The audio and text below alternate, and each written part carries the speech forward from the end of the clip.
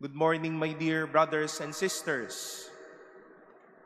We welcome all of you once again to the Manila Cathedral as we celebrate this 31st Sunday in Ordinary Time. Ilang tumbling na lang po, isang panibagong taon na naman po ang haharapin natin bilang isang simbahan. And we continue to praise the Lord for the gift of a family, for the gift of community, and for the gift of our many blessings as we enter as well another month. At sa marahil, madami po sa inyo ang nakakauwi lang from the Undas celebrations, and I hope you have a good time. You had a good time with your families and friends the past days. Nung nakaraang linggo po, pinagnilayan ko po at natin ang pagkatao ni Bartimeo na isang bulag at nakahanap ng pagpapahalaga kay Jesus. This Sunday, I wish us to make chismis. Pag-usapan ho natin yung isang importanteng karakter sa ating mabuting balita, which is this scribe. The scribe who asked Jesus, which is the first of all the commandments?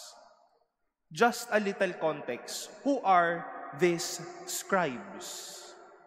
By the very word itself, we are using the word scribe as someone who are that knowledgeable in writing. In a way, they were experts in talking about the law. They were jurists. They were experts in interpreting what's with or what's to do with the law. And this scribe came to Jesus not as someone who wished to interpret the law, but as someone who wishes to make a verification. What is the greatest of all the commands we all and they all have?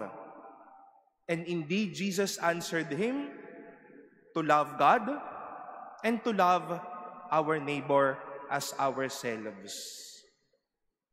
Sabi nga po natin, ang mga eskriba ay mga expert sa mga pagpapautak sa sasakamay ng mga batas. But he came to Jesus not only as an expert how to understand this law, but he came to Jesus knowing that these things will always be the best things to do.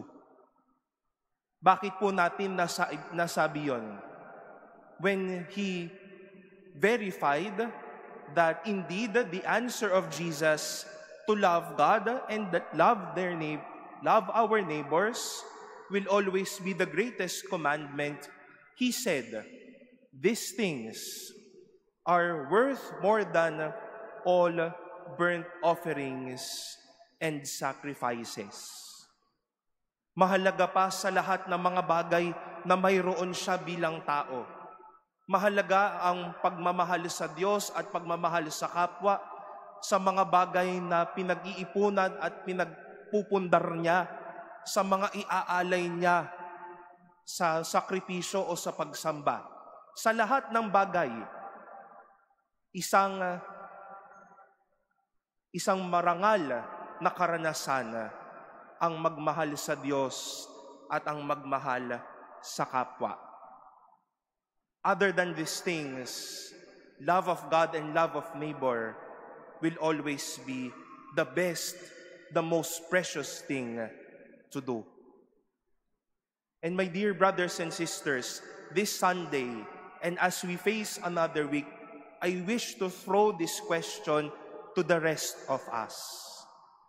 Do we still see that loving God and loving one another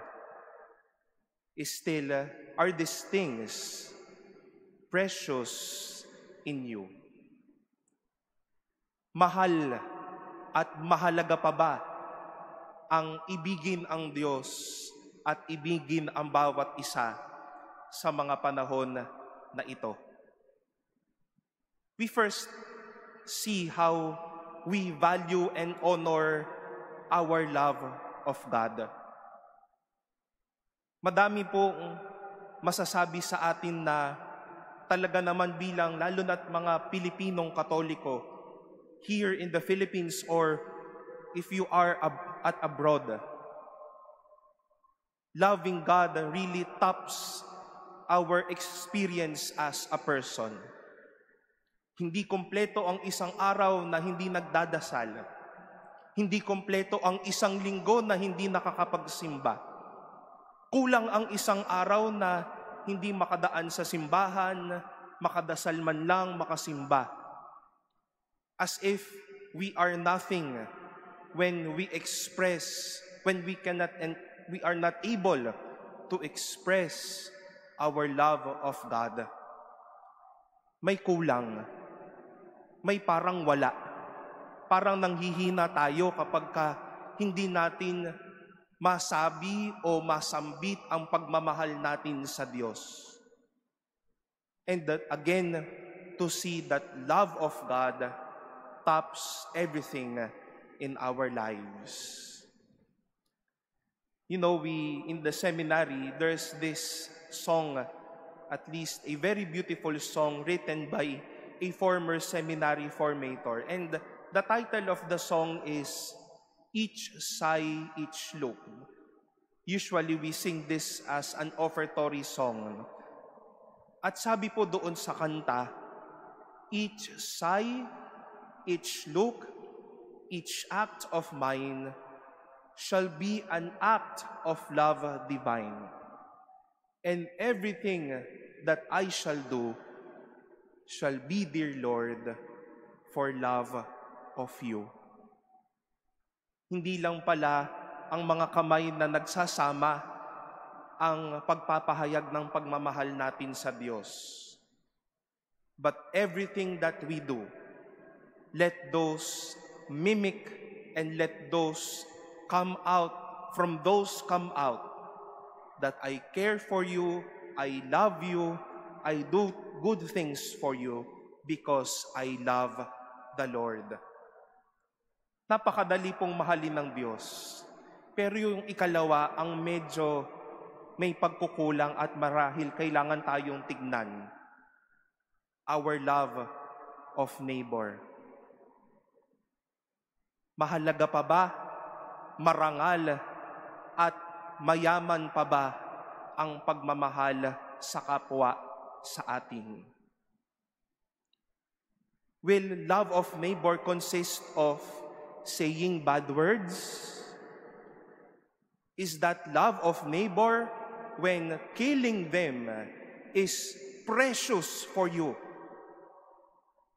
Is that love of neighbor when you wish to torture people, see them as hopeless, see them as valueless, see them as nothing, see them as mere objects, not as created beings that is good and beautiful?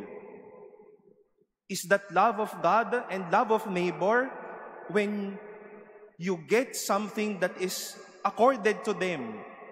Nagnakaw ka. Hindi ka naging tapat sa iyong mga mahal sa buhay. Hindi tayo naging tapat sa ating bokasyon.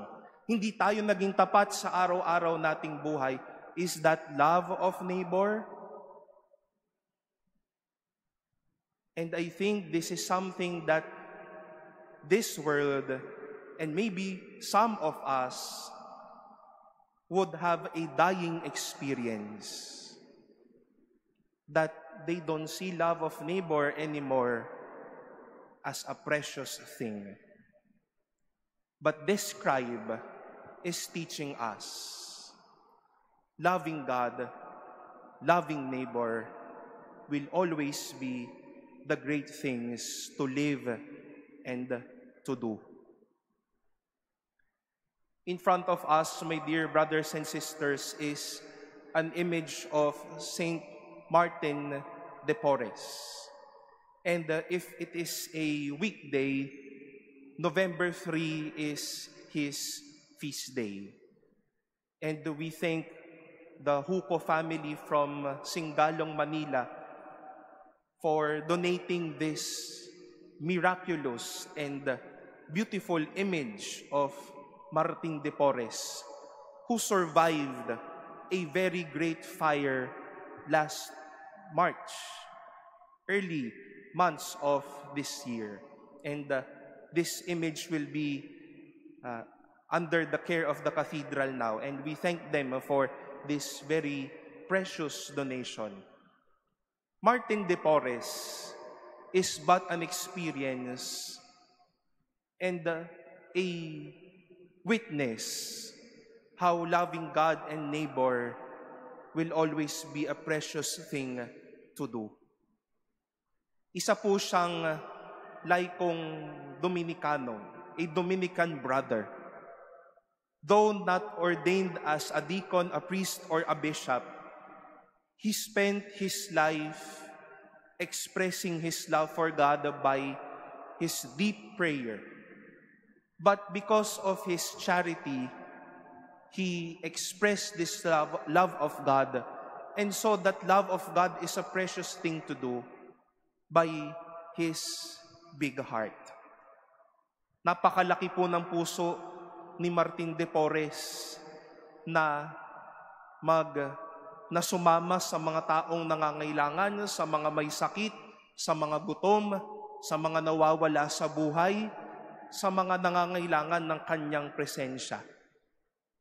And he loved God and loved neighbor not by being a priest, not by being the superior of the community, but by the very simple things that he's been doing every day. Tignan nyo lamang po yung mga simbolismo ng kanyang estatwa na mayroon tayo. May tinapay na may isang batang humihingi sa kanya. Walis na sa kanyang tabi, panglinis ng kanilang community convent.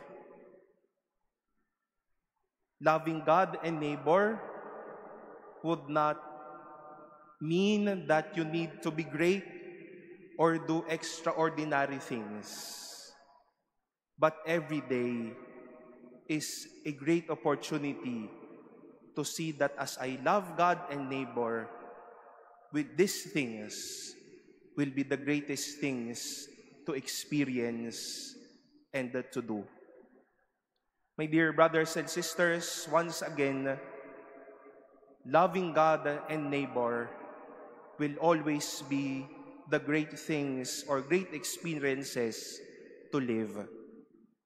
Nakita po ng eskribang ito na mahalaga, karangalan, mahal ang mahalin ang Diyos at ang kapwa. Through and with the intercession of Saint Martin de Porres, let us not aspire extraordinary things, but in every simple yet noble situation of every day, as we are doing our job as a parent, as a priest, someone's friend, doing your everyday and ordinary duty of study, working, cleaning, and many stuff in our household, let these things, from these things, radiate that I do these things, I do my work, I embrace my responsibility, because I know that to love God and to love my neighbor will always be a precious thing to do.